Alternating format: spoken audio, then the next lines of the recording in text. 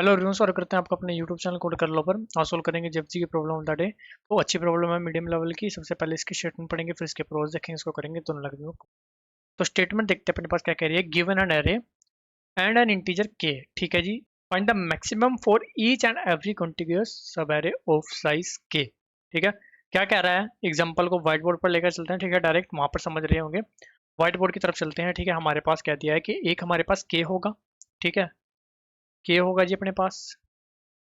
फिर एक अपने पास क्या होगा जी, अपने पास होगा एक एरे, ठीक है। एक अपने पास हो गया जी एरे। अब एरे के अंदर की पहले वैल्यूज लिख लेते हैं अपने पास। 1 2 3 1 4, 1 2 3 1 4। फिर अपने पास है जी 5 2 3 6, 5 2 3 6। के साइज का हर एक कंटिग्यूअस सब एरे में से मैक्सिमम एलिमेंट जो है वो बताना है, ठीक है। कैसे? के है 3, तो 3 साइज का एरे सबसे पहले ये बना, इसमें से मैक्सिमम आ गया 3। एक कंटिग्यूअस ये बन सकता है, ठीक है। उसमें से मैक्सिमम क्या आ गया भाई, इसमें से मैक्सिमम आ गया 3। फिर इसकी बात करें, इसमें से मैक्सिमम क्या आएगा, 4। फिर इसकी बात करें, ठीक है, 1 से लेके इसमें से आएगा 5, ठीक है। फिर 4 to 2 की बात करें तो उसमें से भी 5 आएगा। फिर 5 to 3 की बात करें उसमें से भी 5 आएगा। 2 to 6 की बात करें उसमें से 6 आएगा। तो आंसर चेक करो एक बार। 3 3 4 5 5 5 6, ठीक है। ये रहा आपका आंसर। तो ये हमें समझ में आ गया कि हाँ भाई क्वेश्चन क्या कहना चाह रहा है, वो समझ में आ गया। अप्रोच क्या बन सकती है उसको देखते हैं। एक बार हम क्या करते हैं, जो ये हमने अभी आउटपुट लिख के, ठीक है, और जो नीचे बनाया है उसको इरेज कर लेते हैं, ठीक है। अभी सिर्फ अपना स्टेटमेंट लिख के रहने देते हैं, ठीक है। अपना एग्जाम्पल लिखा रहने देते हैं। अब देखो जी, हमारे पास क्या ऑप्शन हो सकता है कि के साइज का एरे, ठीक है, मैं हर बार ट्रेवर्स करूँ। मतलब यहाँ पर आया मैं, के साइज ट्रेवर्स करा, उसमें से मैक्सिमम ढूंढा, उसको पुश किया। यहाँ पर आया, के साइज ट्रेवर्स किया, मैक्सिमम ढूंढा, उसको पुश किया। यहाँ पर आया, के साइज ट्रेवर्स किया, मैक्सिमम ढूंढा, पुश किया। इसका मतलब हर एलिमेंट के लिए आपको के टाइम ट्रेवर्स करना पड़ेगा। मतलब के स्टेप आपको आगे जाना पड़ेगा, ढूंढना पड़ेगा कौन सा मैक्सिमम एलिमेंट है। जो आपका टाइम कॉम्प्लेक्सिटी बनकर आएगी वो आएगी एन क्रॉस के। एन एलिमेंट है, के टाइम आप लूप चला रहे होंगे, लेकिन हमें क्या है, ठीक है, हमें क्या भाई ऑफ एन में करना है। मतलब ये के वाला पंगा ही नहीं पाना भाई बीच में। स्पेस यूज कर सकते हो। इस अप्रोच में जो हमने अभी डिस्कस की उसके अंदर स्पेस यूज नहीं हो रहा होगा, ठीक है। लेकिन अब ये कह रहा है कि आप स्पेस यूज कर लो भाई ऑफ के का, लेकिन टाइम को कम कर दो, ठीक है। अब टाइम को कम कैसे कर सकते हैं, देखो, ठीक है। अब देखो, सबसे पहले समझते हैं, फिर देखें कि क्या चीज़ इसमें यूज कर सकते हैं। मान लो हम ट्रेवर्स करते करते भाई, ट्रेवर्स करते करते यहाँ तक पहुंच गए, ठीक है। यहाँ तक पहुंच गए, यहाँ से मेरा पहला मैक्सिमम एलिमेंट आना शुरू होगा, ठीक है। सिंपल सी बात है। तो चलो यहाँ तक का जो मेरा आंसर है ना, यहाँ तक का मेरा आंसर आने वाला है 3। अब आप जैसे ही उसके आगे चलोगे, ठीक है। अब मान लो ये आपका आई है, ठीक है। आई की वैल्यू क्या होगी, 0 1 2 3। 3 होगी आई की वैल्यू। के की वैल्यू क्या होगी, के की वैल्यू आपके पास 3 है, ठीक है। तो क्या इसकी कोई वैल्यू बची, इसकी कोई वैल्यू, क्या ये कोई रोल प्ले कर रहा होगा? अब अगली विंडो में 2 से 3, 2 3 1 के अंदर कोई रोल प्ले नहीं कर रहा होगा। तो मतलब अब आप देखो, ये इंडेक्स क्या था, 0। आई क्या था आपका 3, के आपका क्या 3, मतलब आई माइनस के इंडेक्स अगर आपके पास आ जाता है, मतलब आई माइनस के इंडेक्स से एलिमेंट जितने भी होंगे उनका कोई रोल नहीं होगा, ठीक है। सिंपल सी बात वो बताना चाह रहा हूँ मैं आपको कि जैसे ही आप 1 2 3 में से तो आपने मान लो 3 ले लिया, ठीक है।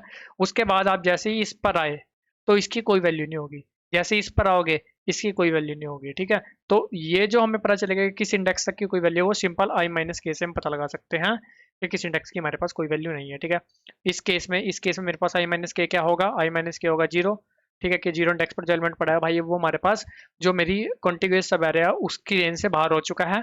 सिमिलरली जब इस पर आप आई माइनस के करोगे तो आपको 2 मिलेगा इंडेक्स, मतलब ये एलिमेंट भी अब बाहर हो चुका है। तो आप ट्रैक रख सकते हो कि हाँ भाई, इस इंडेक्स का जो एलिमेंट है वो मेरे पास अब यूज में नहीं आने वाला है, उसका कोई काम नहीं है। सिंपल सी बात है, अपने को ये समझ में, ठीक है। अब और क्या हो सकता है वो भी देखते हैं। और मेरे पास क्या हो सकता है कि 1 2 3 पर आए, ठीक है। अब 1 है, उसके बाद आपको 2 मिल रहा है, तो आपको क्या 1 की वैल्यू बचेगी कोई, मतलब 1 का कहीं पर यूज आने वाला है? आप खुद सोच के देखो। 1 के बाद आपको ग्रेटर एलिमेंट मिल रहा है, 1 का तो कोई काम नहीं मिल रहा, क्योंकि देखो 1 के बाद आपको 2 मिल रहा है, तो ये जो करंट विंडो है इसमें तो 1 का कोई काम ही नहीं रहा। अगली विंडो में जैसे आप जाओगे इसमें से 1 बाहर हो जाएगा, ठीक है। तो हमेशा 2 तो उससे ज्यादा ही आगे वाले सब एरेज में रहेगा एज कम्पेयर टू 1। जिसमें 1 रहेगा उसमें 2 तो रहेगा ही। सिंपल सी बात है, क्योंकि 1 पहले आ रहा है 2 से, ठीक है। तो इसलिए 1 का कोई काम नहीं रहेगा। इसका मतलब अगर मेरे को कोई ग्रेटर एलिमेंट मिलता है तो उससे पहले वाले सेम विंडो में उससे पहले वाले जो छोटे एलिमेंट है उसका कोई वैल्यू नहीं रही। सिमिलरली आप जब 1 to 3 पर आओगे ना, आपको 3 मिल जाएगा, 2 से भी ग्रेटर, 1 से भी ग्रेटर, तो 2 और 3 की कोई वैल्यू नहीं रहेगी। ठीक है, 1 to 3 में से तो 3 आएगा ही आंसर, लेकिन 2 3 1 में से भी 2 का भी आंसर नहीं आने वाला, क्योंकि उससे पहले उसके आगे भाई 3 पड़ा हुआ है। ठीक है, तो 1 2 की इस तरह से हम पता लगा सकते हैं कि हाँ भाई, अगर ग्रेटर स्मॉल एलिमेंट के बाद ग्रेटर आ रहा है तो उसकी कोई वैल्यू नहीं है, लेकिन ग्रेटर के बाद स्मॉल आ रहा है उसकी वैल्यू हो सकती है। कैसे? इस एग्जाम्पल में शायद कोई ऐसा केस ना बने, हम आपको बनाकर दिखा देते हैं। 6, फिर अपने पास 5 लगा लो। ठीक है, फिर अपने पास लगा लो 3, फिर अपने पास लगा लो 2। ठीक है, ये 3 की विंडो लगा लो। मान लो ये विंडो आई 6, 6 के बाद 5 है, तो मैंने आपको कहा अगर स्मॉल के बाद ग्रेटर है तो स्मॉल की वैल्यू नहीं है, लेकिन ग्रेटर के बाद स्मॉल है तो उसकी वैल्यू हो सकती है। कैसे? ठीक है, 6 5 3 में से तो 6 है भाई आंसर, चलो। लेकिन जैसे ही आप नेक्स्ट विंडो पर गए, 6 तो विंडो से बाहर हो गया भाई, अगली विंडो से। ठीक है, अगले सवेरे से बाहर हो गया। ठीक है, तो वैल्यू किसकी आई? वैल्यू तो 5 की आई।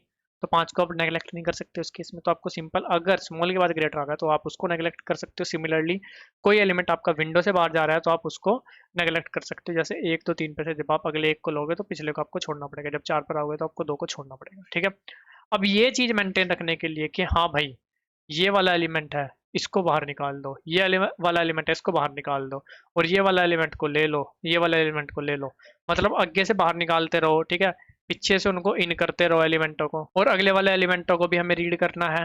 ठीक है, सिमिलरली पिछले वाले एलिमेंट को भी रीड करना पड़ सकता है अपने को। तो हम क्या यूज़ कर सकते हैं इस केस में? हमें ऐसा मैकेनिज्म चाहिए कुछ कि हम एलिमेंट को पीछे से इंसर्ट कर सके, आगे से निकाल सके, पीछे वाले एलिमेंट को भी रीड कर सके, अगले वाले एलिमेंट को भी रीड कर सके। तो हमें कोई डी क्यू जैसा मैकेनिज्म चाहिएगा। अब डी क्यू किस तरह से यूज कर सकते हैं वो देखो। ठीक है, हमारे पास विंडो है 3 की। ठीक है, तो हमें सिंपल सा पता है, जब तक आई मेरा k-1 इंडेक्स पर नहीं आता, k क्योंकि 1 बेस इंडेक्सिंग के हिसाब से दिया हुआ है 3, k-1 इंडेक्स पर नहीं आता तब से मेरा आंसर कोई नहीं, उससे पहले मेरा आंसर कोई नहीं आएगा। k-1 इंडेक्स पर जैसे आएगा, क्योंकि पहले जो सब है वो मेरा कहाँ तक बनेगा? k-1 इंडेक्स तक, उससे पहले तो मेरा कोई आंसर नहीं आ रहा होगा। ठीक है, इसका मतलब जैसे ही आई k-1 या उससे ग्रेटर होना शुरू हो जाए तो मेरे आंसर आने शुरू हो जाएंगे। बिल्कुल सिंपल सी बात है। अब उससे पहले या उस दौरान हमें क्या करना है अब वो देखते हैं। हम क्या करते हैं कि ना, यहाँ से इस तरह से बना लेते हैं। ठीक है, ये कह लेते हैं कि मेरे पास एक तरह से डी क्यू बन गई। ठीक है, ये हो गया इसका फ्रंट, ये होगी इसका बैक। ठीक है, अब जैसे आप 1 पर आए तो हम 1 पुश नहीं करेंगे, हम उसका इंडेक्स पुश करेंगे। इंडेक्स क्यों पुश करेंगे? क्योंकि मैंने आपको एक चीज़ बताई थी कि हमें ध्यान रखना है कि जब इस वाले इंडेक्स पर आप आओगे, मान लो ये आई है, तो आई माइनस के इंडेक्स, मतलब ये वाले इंडेक्स का जो भी एलिमेंट होगा, ये इंडेक्स होगा, किसी काम का नहीं रहेगा, ये हमारा रेंज से बाहर हो जाएगा। ठीक है, सब रहेगी। तो सिंपल सा इसलिए हम अपना इंडेक्स पुश कर रहे हैं। ठीक है, तो सिंपल से यहाँ पर हम पुश करेंगे 0।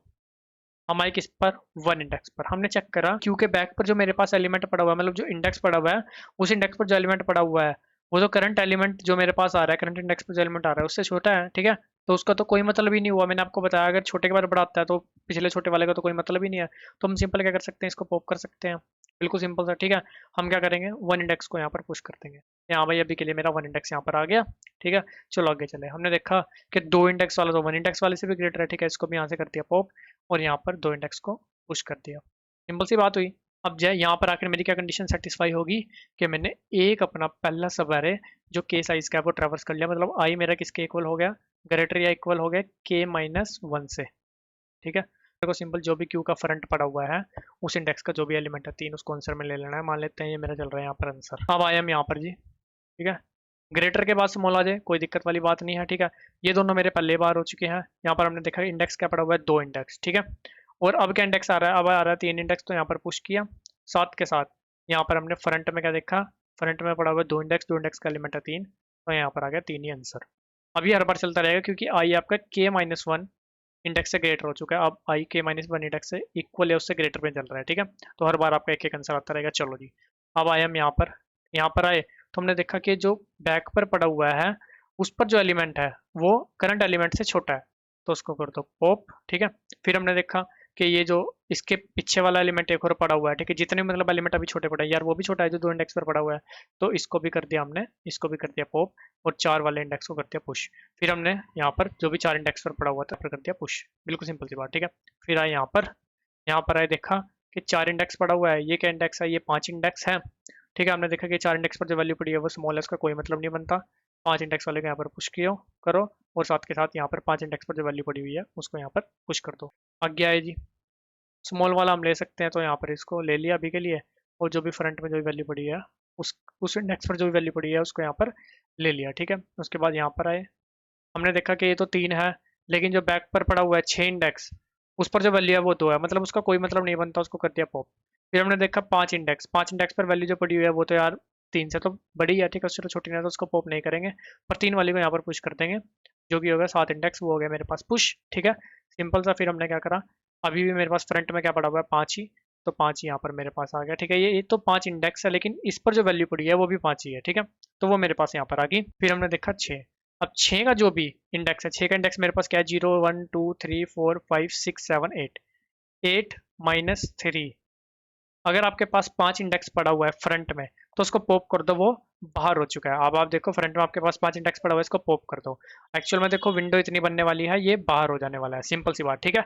आपने इसको करा बाहर, आपने देखा 7 इंडेक्स पर जो एलिमेंट पड़ा हुआ है वो छोटा है, उसको भी बाहर करो, 8 इंडेक्स को यहाँ पर पुश करो, 8 इंडेक्स पर जो एलिमेंट है उसको यहाँ फाइनल पुश करो, ये बन जाएगा आपका फाइनल आंसर। तो इस तरह से कुछ हम अपने डी क्यू का यूज़ कर रहे होंगे। डी क्यू का जो साइज रहने वाला है वो के से बड़ा नहीं होने वाला है, ठीक है, क्योंकि हम अगर किसी को पुश कर रहे हैं एलिमेंट को, अगर फालतू के से बड़ा साइज होने वाला है तो हम आगे से पॉप भी करते जा रहे हैं, सिर्फ विंडो वाला एलिमेंट ही मेरे पास पुश है, ठीक है। तो टाइम और space, time complexity of N लगेगी, स्पेस कॉम्प्लेक्सिटी ऑफ के। तो अभी चलते हैं, करते हैं इसको C plus plus of Java में कोड। तो जी यहाँ पर हम क्या कर लेते हैं, वेक्टर ऑफ इंट, एक तो आंसर जो फाइनल आंसर रिटर्न हो रहा होगा एक डी क्यू है ना, ज़्यादा बड़ा कोड नहीं होगा इसका, डी क्यू ऑफ इंट, ठीक है, डी क्यू के नाम से बन गई। अब यहाँ पर simple for int i equal to 0, i less than array dot size i plus plus, array को ट्रैवर्स करना किया शू, ठीक है। अब मान लो हम इस वाले इंडेक्स पर आ गए, ठीक है, 0 1 2 3 इंडेक्स पर आ गए, तो इस वाले इंडेक्स की तो कोई वैल्यू नहीं बचेगी ना, तो हमें सिंपल वो चाहिए यहीं पर लगा देना, इफ डी क्यू में कुछ पड़ा हुआ है, ठीक है, एंड अब डी क्यू का वो क्या होगा, फ्रंट, ठीक है, एंड डी क्यू का फ्रंट जो भी है वो इक्वल इक्वल हो जाता है माइनस के, ठीक है। तो भाई पॉप कर दो है ना, D Q dot pop front, okay जी, ठीक है, इसको एक बार कर लेते हैं, ओके। मतलब हमने के विंडो ही रख रहे हैं, के विंडो से अगर बाहर का कोई एलिमेंट है तो उसको पॉप कर देना है, बिल्कुल सिंपल से यहाँ पर लगा देते हैं डी क्यू, ठीक है। अगर ऐसा हो जाता है, इफ डी क्यू का कुछ साइज है एंड डी क्यू के बैक पर जो इंडेक्स है, क्योंकि हम इंडेक्स पुश कर रहे हैं ना डी क्यू के अंदर, डी क्यू के बैक पर जो इंडेक्स है, उस इंडेक्स का जो एलिमेंट है, ठीक है, उस इंडेक्स का जो एलिमेंट है वो भाई लेस देन या फिर इक्वल है जो अभी एलिमेंट आ रहा है उससे, तो उसका कोई मतलब नहीं बनता। इसका मतलब अभी जो इंडेक्स आ रहा है वो तो बाद में आ रहा है ना, जो पहले पुश हो चुका है, ठीक है। अगर बाद में ग्रेटर एलिमेंट आ रहा है तो पहले पुश हुए स्मॉल एलिमेंट का कोई मतलब नहीं बनता, वो हम डिस्कस कर चुके हैं, ठीक है। तो सिंपल सा D Q dot pop back, उसको पॉप करते रहेंगे। अब ऐसा हो सकता है मल्टीपल एलिमेंट ऐसे पड़े हुए हों, एक ही नहीं हो सकता, मल्टीपल ऐसे स्मॉल, मान लो 3 एलिमेंट स्मॉल पड़े फिर एक ग्रेटर आ गया, ठीक है, तो तीनों को पॉप करना है ना, तो यहाँ पर एक बार नहीं, जब तक ऐसी कंडीशन ट्रू होगी तब तक हमें उनको पॉप करते हुए चले जाना है जी, ठीक है। फिर अपना डी क्यू में पुश कर देना है जो अभी करंट एलिमेंट आ रहा है उसका इंडेक्स, ठीक है। इफ ऐसा हो जाता है कि I is greater than equal to K minus 1, अब मतलब हम भाई अपना आंसर में लेना शुरू कर देंगे एलिमेंटों को, ठीक है। तो सिंपल सा answer dot push back array of D Q dot, D Q के फ्रंट पे जो भी एलिमेंट पड़ा हुआ है, ठीक है, वो ग्रेटर होगा सबसे ज़्यादा जो भी डी क्यू के अंदर एलिमेंट पड़े हैं, क्योंकि बाद में पहले हम स्मॉल वाला एलिमेंट पुश ही नहीं कर रहे, ग्रेटर के बाद लेस वाला आ सकता है, ठीक है, लेकिन लेस वाला ग्रेटर से पहले नहीं आ सकता, तो पहले जो पड़ा होगा वो ग्रेटर एलिमेंट होगा। तो डी क्यू डॉट फ्रंट पे जो भी इंडेक्स पड़ा हुआ है उस पर जो भी एलिमेंट पड़ा हुआ है वो मैंने आंसर के अंदर पुश किया, लास्ट में क्या कर दिया, रिटर्न कर दिया आंसर को। एक बार चला कर देखते हैं क्या कुछ सीन है, ठीक है, कोई एरर आएगा तो देख लेंगे, वैसे शायद ना ही आया एरर कोई, ठीक है, सही चल रहा है। एक बार करते हैं इसको सबमिट, फिर सेम पैटर्न मैंने जावा कोड लिखा हुआ है आपको एक्सप्लेन करता हूँ, ठीक है, ये सबमिट हो जाए, ये वो सबमिट चलते हैं जावा कोड की तरफ। जी यहाँ पर भी सेम काम, एरे लिस्ट बना लिया आंसर, डी क्यू बना लिया, एरे को ट्रैवर्स करना किया शुरू।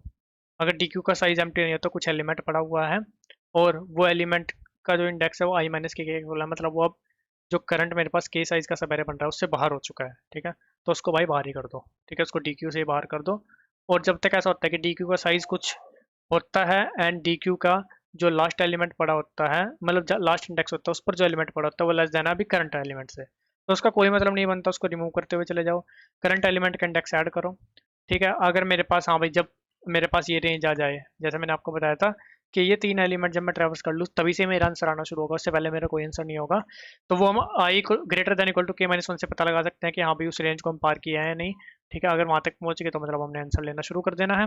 आंसर में ऐड कर देना है डी क्यू के फर्स्ट पर जो भी है, फ्रंट पर जो भी मेरे पास इंडेक्स पड़ा होगा उसका जो भी एलिमेंट होगा वो, क्योंकि वो मेरे पास ग्रेटर एलिमेंट होगा। ठीक है, उसी तरह से हम डी क्यू अपनी प्रिपेयर कर रहे हैं। लास्ट में आंसर को कर देना रिटर्न। एक बार इसको भी आपको सबमिट करके दिखा देता हूँ गाइस, दोनों कोड का लिंक और अपने लिंक्डइन इंस्टाग्राम का लिंक आपको डिस्क्रिप्शन में मिल जाएगा, चाहो तो वहाँ जाकर भी आप कनेक्ट कर सकते हो। किसी प्रकार का डाउट रहे कमेंट सेक्शन में पूछ सकते हो। वीडियो अच्छी लगी लाइक सब्सक्राइब भी कर सकते हो। मिलते हैं आपसे अगली वीडियो में, तब तक के लिए धन्यवाद।